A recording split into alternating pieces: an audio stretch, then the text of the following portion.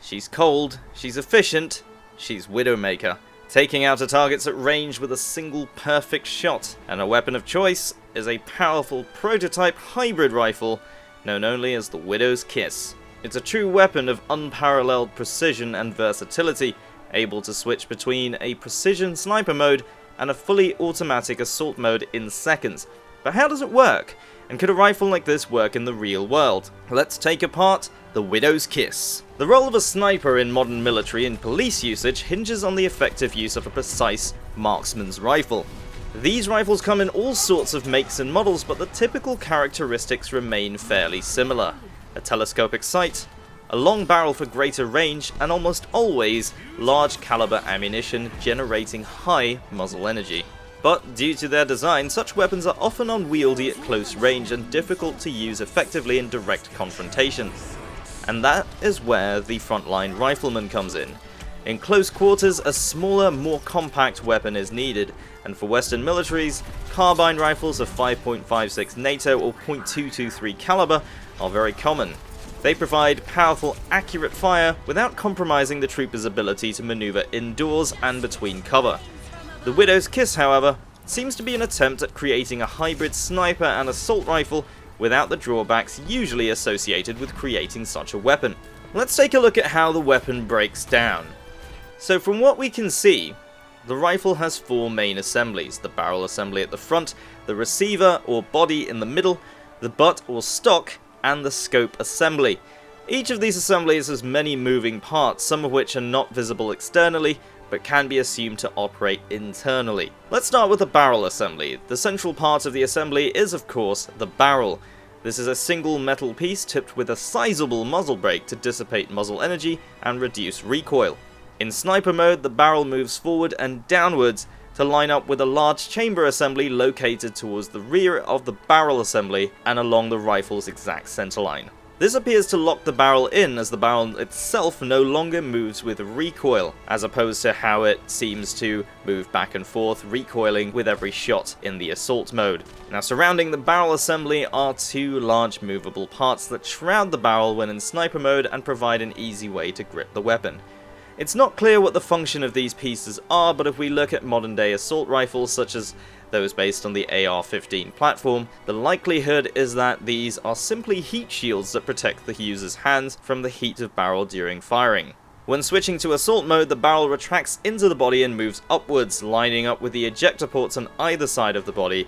In addition, a cylindrical bulge on the barrel provides a means of locking the barrel into a recoiling mechanism located in the upper part of the barrel assembly. This also appears to be connected to the upper part of the heat shield, which moves in recoil during firing. This is visible in the Alive animated short, where Widowmaker fires the rifle in assault mode one-handed, and only the upper part is seen moving. The exact purpose of this movement is unknown. The body of the rifle is dominated by the large covers on either side of the weapon that house the receiver. This is operated with a cassette-like mechanism that completely encloses the cylindrical drum magazine. The scope is retractable and mounted on top of the weapon with a retractable iron sight that flips up when the scope is not in use. The stock is, well, a stock. For the most part, the assault mode of the Widow's Kiss operates much like a conventional assault rifle, or at least it appears to. However, given the shape and size of the rifle's body, it seems unlikely to be able to house a conventional recoil mechanism and bolt. Despite this, the weapon demonstrates a reasonable rate of fire and ejects spent casings, suggesting that the weapon has an internal extractor and ejector, or the mechanisms that remove expended ammunition from the chamber and eject them from the weapon. The interesting thing, though, is that in sniper mode, not only does the weapon not eject spent casings, but it also exhibits different firing characteristics. The muzzle blast and flash of the weapon in this mode are significantly larger, indicating a much higher muzzle energy. This would explain the larger chamber in the barrel assembly that is likely designed to be able to handle the increased pressure. But how does it actually do this? A conventional modern-day rifle cartridge, such as the 5.56 and 7.62 NATO used by modern militaries, is a fully self-contained assembly, with the projectile at the tip, a brass casing, and with a percussion cap for igniting the propellant inside. The propellant inside is fixed and therefore limits the maximum potential energy that can be imparted onto the projectile during firing. And this poses a problem, because we know that the projectiles that the rifle fires are, for the most part, entirely conventional. The Alive shot gives us a very close look at the round in motion after all, so it definitely isn't some form of rocket-assisted projectile or anything like that. So, how could the Widow's Kiss exhibit such a significant increase in muzzle energy by simply switching modes? As it turns out, there is a way. But it's not a method typically seen in modern day rifles. In fact, it's something that predates the American Civil War.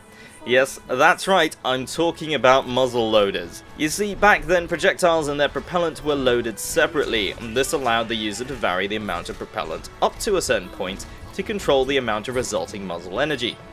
Over time, this evolved into things such as bagged propellant cartridges, which are used in artillery systems to more easily and precisely control the power of each shot. So, it's possible that when the Widow's Kiss switches to sniper mode, it actually loads additional propellant. This would explain why it takes time to charge up a shot in the actual game, and why firing in this mode consumes 3 times the normal amount of ammunition. Of course, there is a minor flaw with this idea because the shot charges up in exact percentage increments, and not in thirds, but it's the closest explanation I could arrive at that made sense. And why does it not eject casings? Because they are combustible. Combustible cartridges or caseless ammunition have been around for over a decade now, and they have the advantage of not leaving behind casings that need to be ejected. This saves time and speeds up the firing rate of the weapon, as well as reducing the complexity of the weapon overall. This type of ammunition is commonly used in large caliber vehicular mounted weapons such as the main guns of main battle tanks, and has been prototyped in small arms weapons as well. But it still ejects casing in assault mode, of course. But this does not mean that the casing itself is not combustible. In fact, most materials that are known to be combustible or explosives have a minimum input energy that they require in order to react. For example, an experiment involving different types of gunpowder showed that electrical current below a minimum required energy would not cause the gunpowder to ignite. In the same way, the propellants used in modern day tank ammunition, such as that in use with most MBTs, is typically inert, unless subjected to a significantly high enough electrical charge. In fact, it's possible for this type of ammunition to catch fire without detonating the propellant, simply because it is reacting at a much slower rate and to a much lower amount of energy. Bearing all that in mind, it is possible for the propellant that is used in the Widow's Kiss to have a much lower minimum input energy than the casing, hence why the casings do not eject. But this leaves one thing unexplained. What sets off the ammunition? Well, based on what I've researched, it's definitely not a firing pin. Let me explain. A typical modern day rifle uses a firing pin, or a spring-loaded hammer, to strike at the percussion cap of the round and trigger the ignition process. However, having looked at the Widow's Kiss and measured the approximate space of the weapon, it's entirely possible that the weapon doesn't use percussion as its method of ignition at all. There's simply no space for such a mechanism, and the magazine itself is in the way. This leads me to believe that the ammunition is actually triggered by electrical impulse. In other words, the rounds are set off by direct electrocution.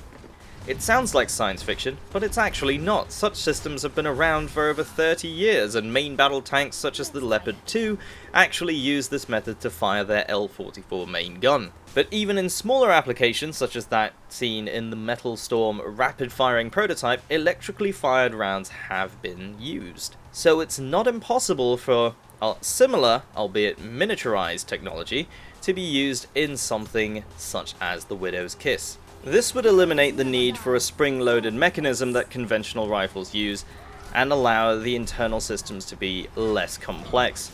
And that cylinder at the bottom of the rifle? That could in fact be some sort of battery. So in short, when the weapon switches to sniper mode, the barrel moves downward and locks into the firing chamber. The projectile is loaded, followed by the propellant casings in sequence. The propellant is then electrocuted, and the projectile exits through the barrel.